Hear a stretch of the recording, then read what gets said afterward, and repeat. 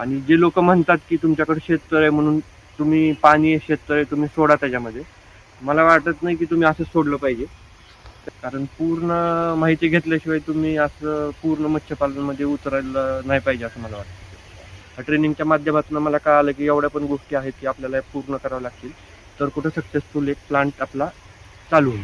मी विचार करत होतो त्यापेक्षा अजून खूप डीपमध्ये पेपरवर्क करून आपल्याला हा प्लांट करावा लागेल असं मला एक वाटतंय. आणि ती ट्रेनिंगला यायच्या अगोदर मला थोडंसं नॉलेज होतं, यूट्यूबचं वर पाहून वगैरे थोडंफार बेसिक मला नॉलेज होतं.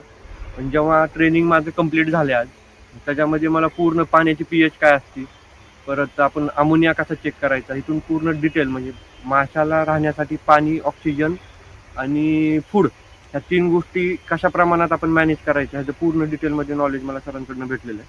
म्हणजे मला एक इमॅजिन झालं की मी करू शकतो वगैरे, की नाही आपल्याकडनं होऊ शकतं. पण मला आत्ता एवढं डीपमध्ये नॉलेज भेटलंय की आपल्याला अजून पण ह्याच्यात खूप रिसर्च करावं लागणार आहे, खूप इनोव्हेशन करावं लागणार आहे. आणि प्लांटसाठी आपल्याला काय काय करता येईल हा 360 व्ह्यू मला सरांकडनं एक कळालेला आहे. म्हणजे ट्रेनिंगच्या दरम्यान मला कळालं की आपल्याला ह्या गोष्टी कराव्या लागतील. ह्या अगोदर मला माहीत नव्हत्या की करावं लागतात. नमस्कार मित्रांनो, लाईव्ह फिश फॅक्टरीमध्ये मी ट्रेनिंगसाठी आलो होतो.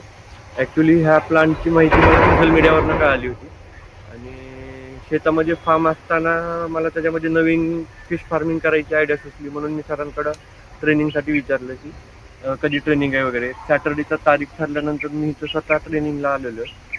2 दिवस ट्रेनिंग आज कंप्लीट होतं.